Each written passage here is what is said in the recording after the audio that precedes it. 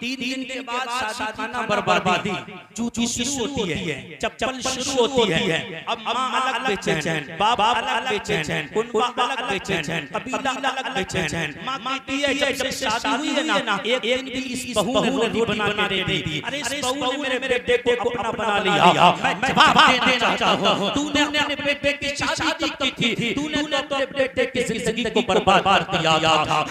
कौम के जवानों, अपने अपने बच्चों की जिंदगी बर्बाद करो, अपने अपने बच्चों की जिंदगी को तबाह करो।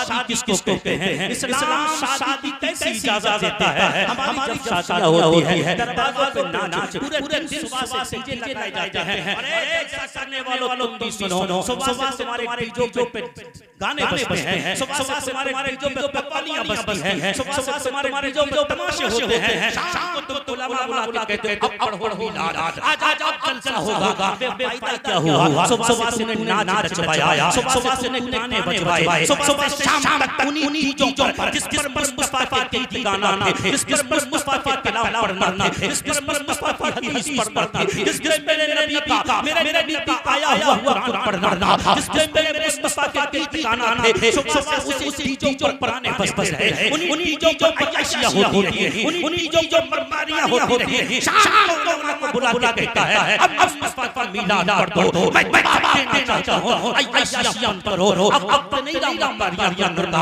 अब नहीं रहा अय्याशियां करने का। तुम देखते नहीं दुनिया तुम्हारे पीछे पड़ी है, इस्लाम के पीछे दुनिया पड़ी हुई है। लोग चाहते हैं इस्लाम को मिटा दिया जाए, लोग चाहते हैं लोगों से इस्लाम, लोगों के दिलों से इस्लाम को छीन लिया जाए। आओ साबित करके दिखाओ। चलेंगे तो सुन्नत चलेंगे, बोलेंगे तो सुन्नत बोलेंगे, शादी करेंगे तो सुन्नत करेंगे, लिबास पहनेंगे तो सुन्नत पहनेंगे, खाएंगे तो सुन्नत खाएंगे, पिएंगे तो सुन्नत पिएंगे। दुनिया वालों से कहो ऐ मुस्तफा की सुन्नतों को मिटाने वालों सुन लो, हम खुद में मिलते हैं लेकिन मुस्तफा की दीन।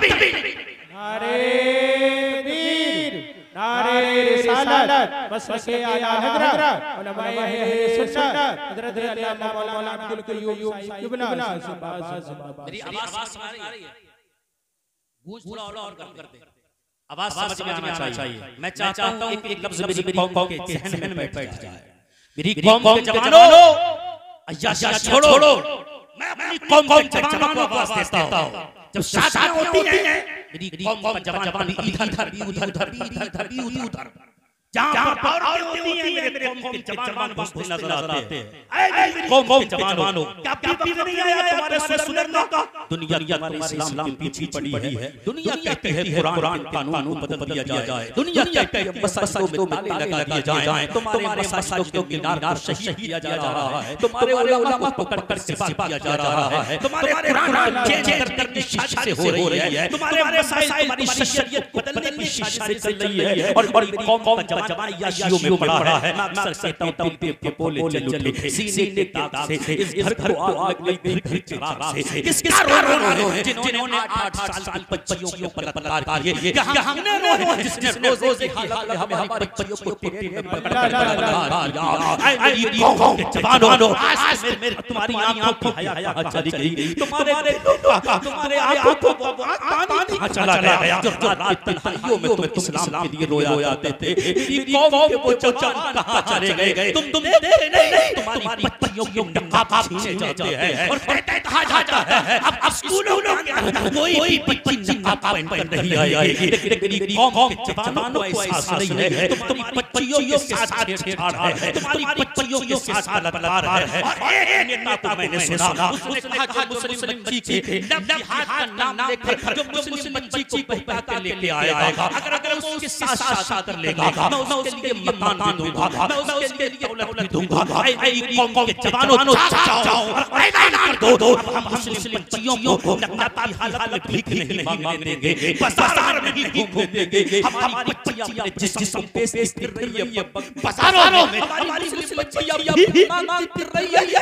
कौम का शादियों में 5 लाख खर्च करता है, मुस्लिम बच्चियां भीख मांगती फिर रही है। कौम का जवान शादियों में 5-10 लाख खर्च कर रहा है। मेरी कौम के जवान डीजे बजा जाकर 10 लाख खर्च करता है और कौम की बच्चियां भीख मांग फिर रही है। अब मुसलमान इसको देख